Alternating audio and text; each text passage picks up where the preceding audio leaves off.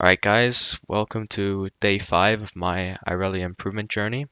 Today we only have 3 VODs to go over, and I'll explain why in a little bit.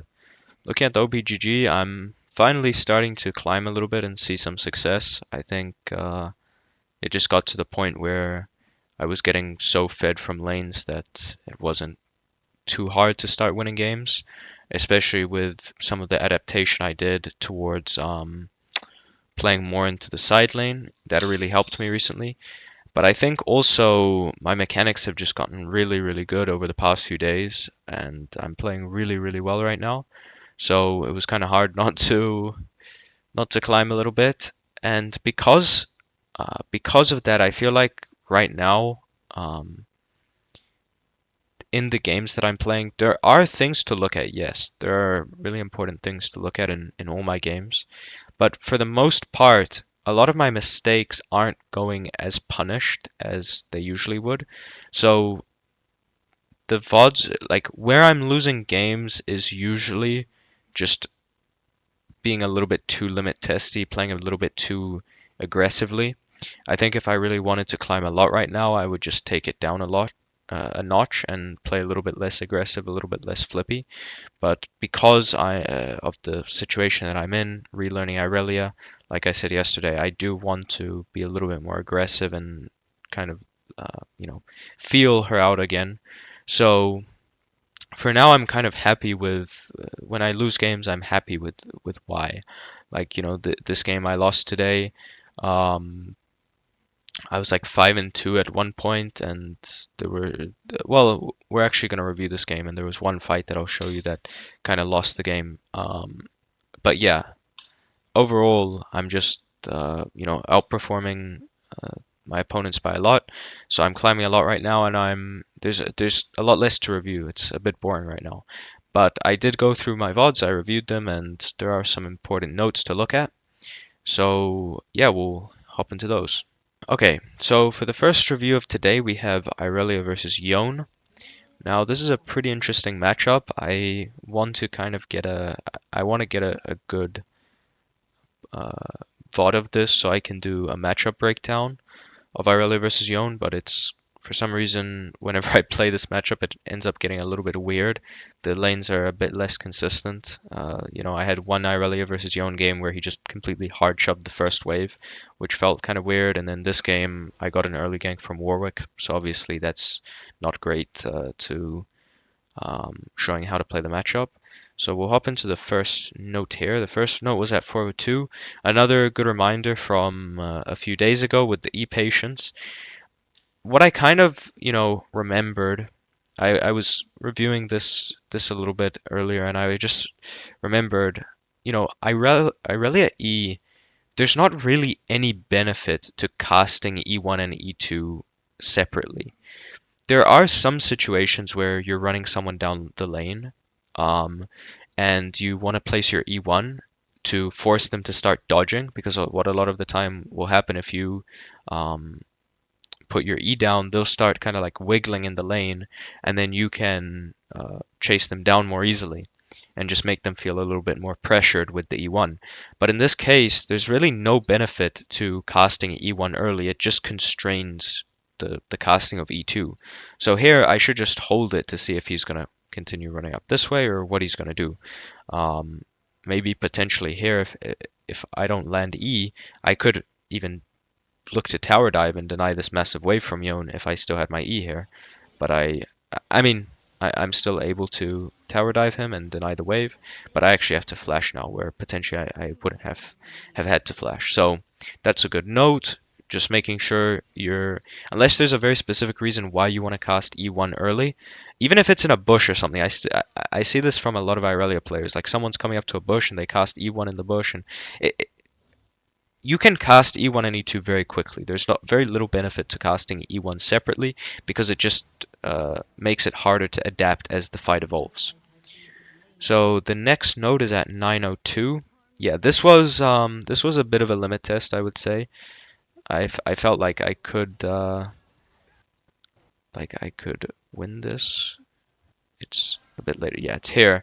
So in this skirmish, This wasn't a dumb limit test. I felt like I had the limits to win this, and I do, looking back. I just executed it, and I really, really loved this play because to me, this is the exact equivalent of, going into a gym session and, thrashing a muscle group, doing a lot of triceps and feeling that pump. Because like after this play, I had insane amounts of like blood pressure in my head, and I just felt so overwhelmed. And I just know from the first time learning Irelia, those plays are the ones I always learn the most from. When you're so overwhelmed, you can't even like aim your mouse accurately, or your Q speed's horrible, and everything looks terrible. But you learn so much from it, and that's one of those plays. So what I did here is I went for the R flash.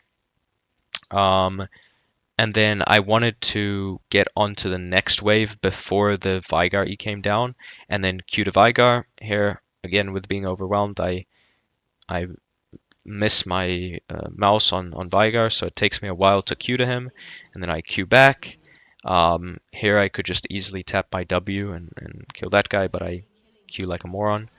How I should have played this pretty simply is just saving the flash and looking for the Q on this minion. It's a bit risky because of the position of Zinzao, but I should trust myself to have that level of mouse accuracy and actually just QR here and not be such a baby about it. So yeah, I think that was definitely a possibility of outplaying there. The next one was there was one other, yeah, this was the other limit test, the other play to review. So here I go for the QE. Now here, I didn't really account for the Q going behind the Yone, and I thought I wouldn't get hit by the cage, but I end up getting hit by the cage, and then because of that I get kind of CC chained. I think the W is a bit too early, and I aim it poorly such that it kills some good minions to jump to. So how I should play this, I should just be more patient with this mark, and just space Yone a little bit this way and actually start autoing him. And then if he goes for the Q3, I can W, aim it away from these minions. When the mark is about to go out, I can consume it. I can Q down here, hit a double R, and then basically just kill them. So this is definitely playable. I just misplayed, and again, I don't mind these plays. I learn a lot from them. So yeah, I don't mind these plays. All right, let's go to the next VOD. Okay, so speeding into the next game here, we have Irelia versus Sylas. Now I did have a few more notes from this game. The first one at 12:13, I do a bit of a compensation TP, I would say. This is definitely not a good TP. I see, I see that the enemy goes for a gank top, and my team is collapsing from bot side. But here, the problem with this is that the cannon is already pretty much one shot here when I TP, so that complicates things a lot. And also, my team's kind of far, so maybe if I could get a double kill here, it wouldn't be bad, because then I could get top plates. But because the play is fundamentally bad, what I should do here is I should just not compensate for this. I should just stay mid. I can get like 2 or 3 plates here, because we already have 3 grubs, so I can get a massive amount of plates, and then we'd just play the grubs when they spawn. The enemy wouldn't be able to contest because they went for this play. And a good piece of information here as well is that earlier we see Sylas move up, so he's not going to be here to defend the plates anyway. So I can get a massive amount of gold mid, and I can then contest the grubs afterwards. So yeah, because of this, I actually end up dying. I think we pick up 2. We pick up, yeah, we pick up 2, but it's a 2 for 2, and I don't get any plates. And I use my TP and my flash. Like, that's not worth it all. I should have just stayed mid.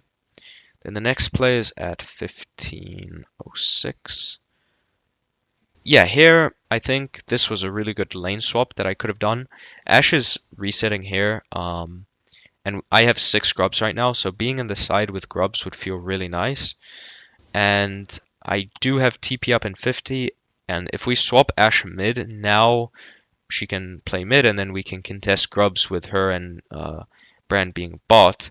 But what ends up happening here is that she's now kind of stuck bot while we're contesting grubs. She's 2v1. If I was here 2v1 with uh, with TP, first off, there's a high potential I could honestly 2v1 these guys and win.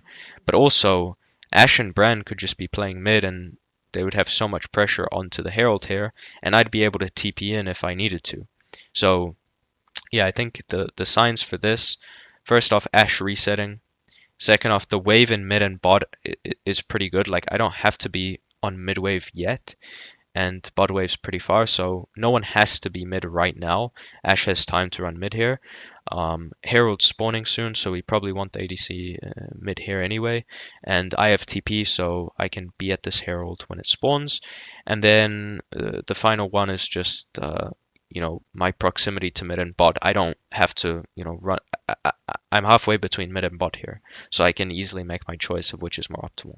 So that was definitely a big missed opportunity there, I think. And then there was one at 2041. Yeah, here. So what happens here? I do a good job here of pushing out bot, and I realized that based on who was dead and their lane assignments, that I could take this tier 2 tower. Yes, this delays my tempo for Drake, but I think ultimately it's definitely worth based on how much gold it is.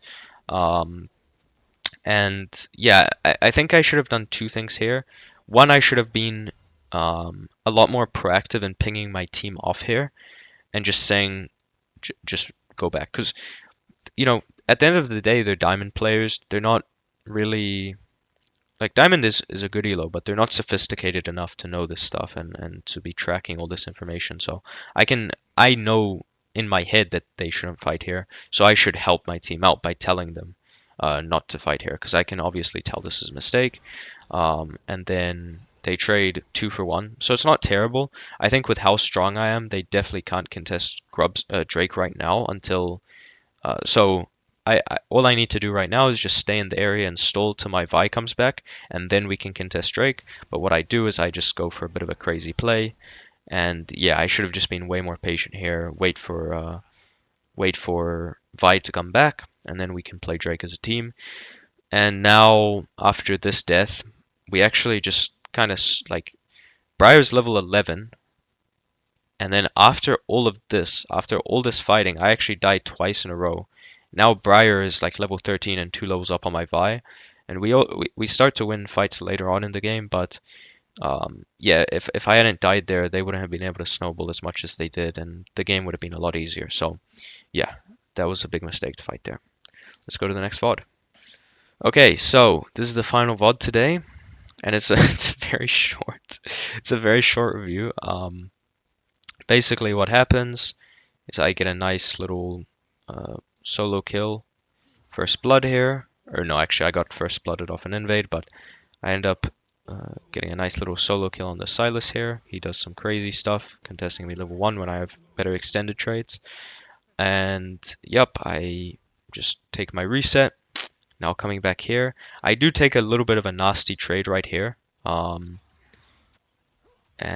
yeah, I think I was just a bit too proactive with the E. I think I should have just held it a little bit more. I'm timing it with the minion, but I still think I should just wait for level 3 here and take a trade. Because it's a bit harder to trade at this current point. Then I fail to stand in the wave, so he's able to get his E2 on me. And then, yeah, so I'm already making it a little bit bloody, which is not good into Sylas. You don't want to make it so bloody into Sylas, especially before you have Vamp and better sustain than this. And then I see Skarner here. I go in with the QE. And at this point, what I thought was I just felt like Skarner could follow up faster. And it turns out, yeah, he was a little bit slower to gank, which is just a champion limitation. I think, he could have gone a little bit earlier, but I still would have been too early on this. I think if I QE here, and then just, I could honestly just walk up and bait the E2, and then just Q out here. I think that would have been fine. But yeah, I just can't fight him so early given how low I was. So 2 mistakes here. 1, make it bloody with this mechanical misexecution. I definitely needed to be pathing more into the wave here. And then 2, yeah, I just can't fight Sylas here for long enough for Skarner to follow up. So yeah, that's it for the reviews today. Let's go to the conclusion. Okay, so for the conclusions of today, um, I'm really enjoying my current approach to the game. I think I'm learning really quickly. Um, I can feel like I feel like I've improved a lot. Yes, some of that, well, not some, a lot of that improvement is coming from just a lot of the champ mastery that I had on Irelia previously, and just kind of like getting the rust off, brushing the rust off my Irelia. So it kind of looks like I'm improving, but I'm not actually improving. But there is a lot of improvement going on because ultimately you can't play a champion for 1 to 2 years and expect to know everything that you knew when you stopped. You are going to forget some things. You're going to um, get worse in a lot of areas. So a lot of the improvement that I'm seeing right now is just relearning those concepts. Um, and yeah, it feels really great. I'm loving the limit testing. I'm loving the just more free flow approach. I'm trying not to restrict myself in my process right now. So that's feeling great. The next one, yeah, so especially in the Sylas game, that was a pretty big mistake, TPing top. I think it's really important to understand the difference between a winning, uh, a very. It's important to understand when a fight is going to win or lose you the game. There are a lot of fights in League that just don't matter. The outcome might be 2 to 3 kills, but a lot of those times, those kills are going to be quite empty, especially earlier on, like 15 minutes. Unless there's an actual objective you're getting for these kills, a lot of the time they're pretty empty. And by that, I just mean when a kill is empty, you're getting 300 gold, but you're not getting much value past that point. There are some fights that are incredibly game winning, like for example, if you're fighting at 25 minutes, whoever is winning that fight might get Nash or Dragon Soul, and then that's going to be a really game winning advantage that they get from the outcome of that fight.